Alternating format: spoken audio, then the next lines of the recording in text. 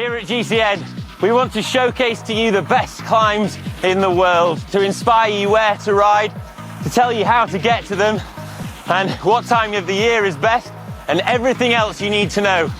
This time is a good one. The Taiwan KOM here in Taiwan. Oh, and if you enjoy this kind of content, profiling the best climbs in the world, then be sure to subscribe, as it helps support and improve what we do for you, the viewers.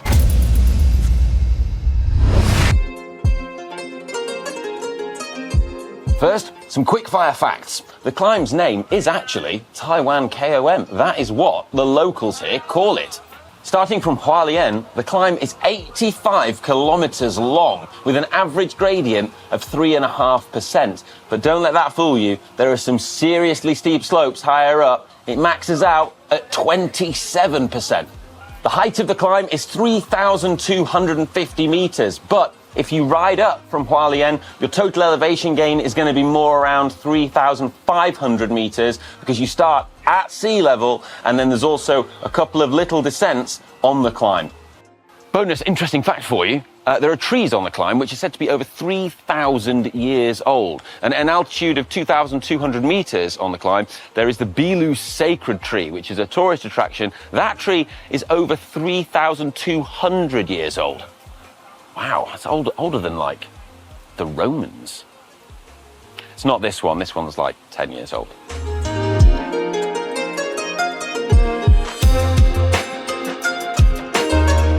How to get there? Well, first you're going to have to get yourself to Taiwan. Most international flights fly into Taipei International Airport, which is the capital of the country. And then from there, you need to get yourself to Hualien, which is a town situated at the bottom of the climb. And that's the side of the climb that is the most iconic and the one used in the KOM event.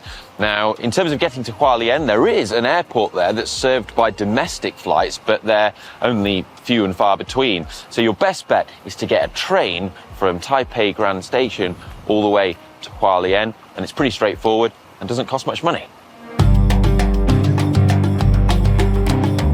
In terms of cafe stops or places you can get food if you're attempting this epic climb, there are places where you can buy food all the way sort of up it in various different locations, including the Bila Holy Tree.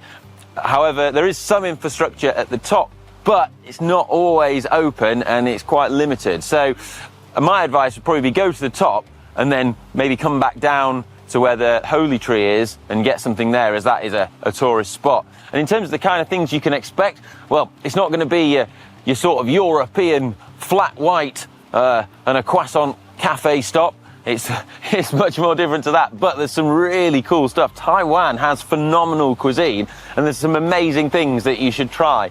One of the cool things that you often get on the side of the road is hot sweet potatoes, which is amazing ride fuel.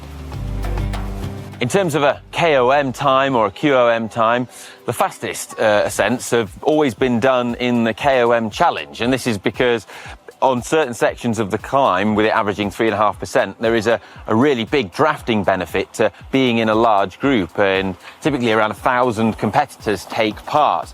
So the very fastest riders, like the fastest pros, we're talking John Ebsen has done the fastest ascent, and Vincenzo Nibali have done it in under 3 hours, 20 minutes, which is super fast. It's regarded as a good benchmark if you can get under 4 hours, and many sort of fit amateurs can achieve this. But most people, you're probably, and if you're not doing it in the event, you're probably looking at around 5 to 6 hours to complete the climb. In terms of time of the year and the best time to visit, Taiwan is tropical. It's located on the Tropic of Cancer. And so the locals say that autumn and spring is the best time. You get the best weather, because in the summertime, around July and August, it can be uncomfortably hot. And because the climb is so high, over 3,000 meters, in the winter, despite the tropical climate, they can get snow at the top. The scenery is absolutely stunning. It's like nothing you'll find in Europe, quite understandably. There are huge, dramatic gorges with marble and granite cliffs and lots of tunnels, and the gorges are just so big that, well, they they dwarf the Grand Canyon. And then there's just incredible subtropical forests. And then as you get higher up, the tropical forests change.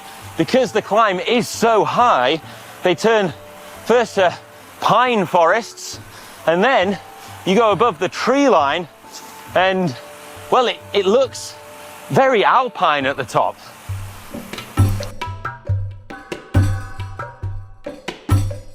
As for what clothing to wear, well, it can be very hot in the lower section. In the gorges, it's kind of like a radiator, and it can be incredibly humid, and you're probably going to want to just be in a jersey and shorts.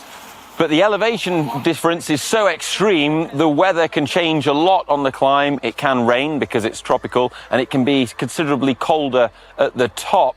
That said, I would suggest make sure you take a gilet or a rain cape or some layers that you can put on for the top, and also so you don't get too cold on the descent.